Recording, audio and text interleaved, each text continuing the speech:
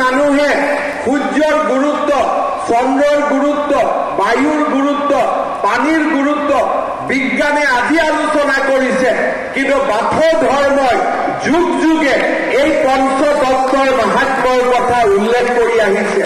আজিৰ বিজ্ঞানে যি কথা ক'ব খুজিছে সেই কথা বাথৌসকলে আজিৰ পৰা হাজাৰ হাজাৰ বছৰ আগৰ পৰা কৈ আহিছে আৰু অনাদি কাললৈ কৈ থাকিব।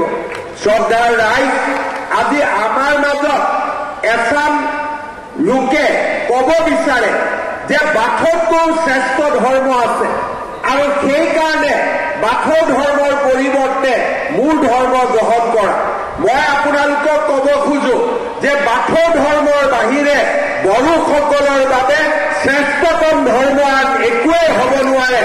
আপোনালোকৰ পৰা তেওঁলোকে শিকিবলগীয়া আছে, আপোনালোকৰ পৰা তেওঁলোকে জানিবলগীয়া আছে, আপোনালোকৰ পৰা তেওঁলোকে বুজিবলগীয়া আছে, আপোনালোকক তেওঁলোকে দিবলগীয়া একো নাই, তাক মই বিশ্বাস কৰোঁ।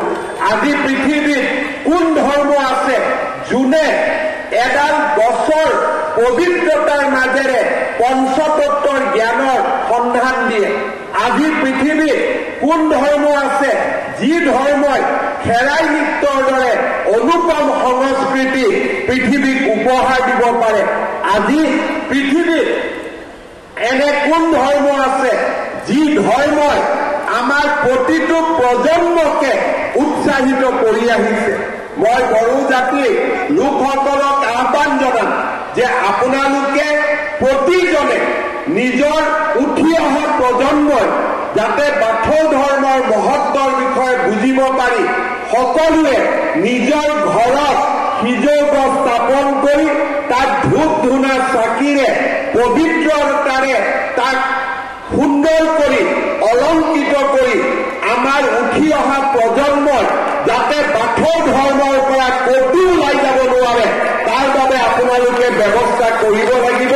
আৰু আজিৰ চাম মানুহৰ ওচৰত সেয়া আমাৰ দায়িত্ব। বহুতে ভাবে যে আমেৰিকাৰ পৰা অহা বস্তু ভাল, বহুতে ভাবে ইংলেণ্ডৰ পৰা অহা বস্তু ভাল, কিন্তু আজি আপোনালোকে যদি কম্পিউটাৰ কৰে, গুগল কৰে, আপোনালোকে দেখা পাব যে আমেৰিকা 40% মানুহে আজি কোনো ধৰ্ম নামানে। ইংলেণ্ডত আজি 45% মানুহে কোনো ধৰ্ম নামানে আৰু ইংলেণ্ডৰ যুৱচামৰ 90% মানুহে আজি কোনো ধৰ্ম নামানে। যিসকলে সাত সাগৰৰ পৰা আমাক আহি ধৰ্মৰ জ্ঞান দিব খোজে তেওঁলোকৰ নিজৰ দেশতে আজি সেই ধৰ্ম লোপ পাইছে, সেই ধৰ্ম অন্ত হৈছে আৰু সেই ধৰ্মবোৰ নোহোৱা হৈছে। ডাঙৰ ডাঙৰ সভ্যতাৰ পতন হৈছে, ৰোমান সভ্যতা, গ্ৰীক সভ্যতা, ডাঙৰ ডাঙৰ সভ্যতাৰ পতন হৈছে, কিন্তু ভাৰতৰ প্ৰকৃতি পূজাৰ গৰাকী জনজাতীয় লোকসকলৰ ধৰ্ম কতো ক্ষয় হোৱা নাই। অনাদিকালৰ পৰা ই চলি আহিছে আৰু ই অনাদিকাললৈ চলি থাকিব। বড়ো জাতিৰ পৰিচয় বাথৌ, বড়ো জাতিৰ আত্মা বাথৌত লুকাই আছে, বড়ো জাতিৰ আৰম্ভণি আৰু বড়ো জাতিৰ বিকাশ আৰু প্ৰগতি বাথৌ ধৰ্মৰ মাজতে লুকাই আছে। সেইবাবে মই প্ৰত্যেকগৰাকী বড়ো ব্যক্তিক বাথৌ ধৰ্মক নিজৰ বুলি, আপোন বুলি আৰু মোৰ আত্মাৰ লগত সম্পৰ্কিত পৰম আত্মাৰ প্ৰতীক হিচাপে এই বাথৌ ধৰ্মক আপোনালোকে সংৰক্ষণ কৰক আৰু এই বাথৌ ধৰ্মৰ মূল বাণী অকল বড়ো সমাজলৈ নহয় আন আন সমাজৰ লোকলৈ বিয়পাই দিয়ক। কাৰণ বাথৌ ধৰ্ম এক শ্ৰেষ্ঠতম ধৰ্ম, সমাজৰ আন লোকসকলৰ বাবেও ই একেই সময় উপযোগী। পৰমাত্মাক স্বীকাৰ কৰা, পৰমাত্মাৰ অবিনশ্বৰতাক স্বীকাৰ কৰা প্ৰত্যেকজন ব্যক্তিৰ বাবে বাথৌ ধৰ্মই দিবলগীয়া বহুতো আছে আৰু মই বাথৌ সেই দিশত আগবাঢ়ি যাবলৈ আহ্বান জনাম। শ্ৰদ্ধা ৰাইজ, অসমৰ যাতে খিলঞ্জীয়া ধৰ্মসমূহ কোনেও বিনষ্ট কৰিব নোৱাৰে, জনজাতি লোকসকলৰ পৰিচয় আমাৰ যাতে হেৰাই যাব নোৱাৰে, তাৰ বাবে ৰাজ্য চৰকাৰে আমাৰ খিলঞ্জীয়া জনগোষ্ঠীৰ বিশ্বাস আৰু ধৰ্ম নামেৰে আমি এটা বিভাগ আৰম্ভ কৰিছিলোঁ। সেই বিভাগৰ জৰিয়তে এতিয়ালৈকে আমি বহু ধৰণে বাথৌ ধৰ্মক আগবঢ়াই নিবলৈ প্ৰচেষ্টা কৰিছোঁ। যোৱা 2 বছৰত 200খন বাথৌ থানচালীলৈ 5 লাখ টকাকৈ সাহায্য, গুৱাহাটীত বাথৌ থানচালী নিৰ্মাণ আৰু বাথৌ মহাসভালৈও বাৰ্ষিক অনুদানৰ দৰে আমি বিভিন্ন ব্যৱস্থা হাতত লৈছোঁ।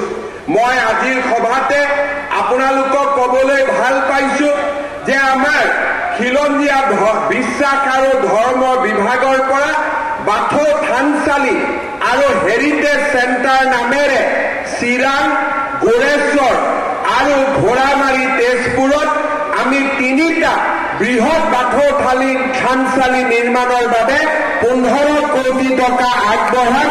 5 কোটিকৈ প্ৰতিটো স্থানতে আমি আগবঢ়াম, যাতে আমাৰ বাথৌ থানচালী সুন্দৰভাৱে গঢ় লৈ উঠিব পাৰে।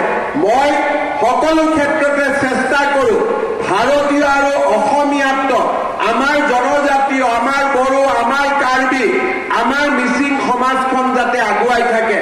আপোনালোকে যদি স্কুল দেখে, মই স্কুলবিলাকো এনেকৈ নতুনকৈ নিৰ্মাণ কৰি আছো, যাতে ডন বস্কো, চেণ্ট মেৰিজতকৈ আমাৰ স্কুলবিলাক ডাঙৰ হ'ব পাৰে।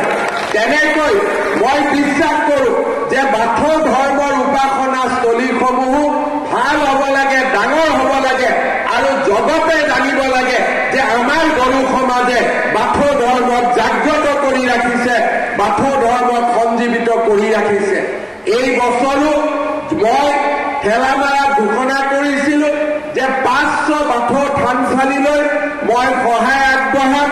যোৱা 2 বছৰত 200খন বাথৌ থানচালীত আমি সহায় কৰিছিলোঁ।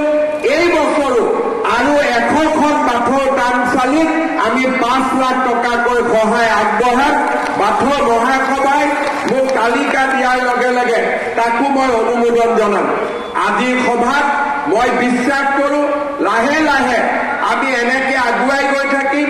অসম চৰকাৰে বাথৌ ধৰ্মক বিশ্বৰ বৰ সভালৈ লৈ যাবৰ বাবে সকলো ধৰণৰ প্ৰচেষ্টা কৰিব আৰু আপোনালোকৰ লগত একেলগে আমি কাম কৰিম, যাতে অসমৰ গৌৰৱ, অসমৰ খিলঞ্জীয়া ধৰ্ম বাথৌৱে বিশ্বৰ বুকুত নিজৰ জ্ঞান আৰু নিজৰ গৌৰৱ গাথা বিয়পাব পাৰে।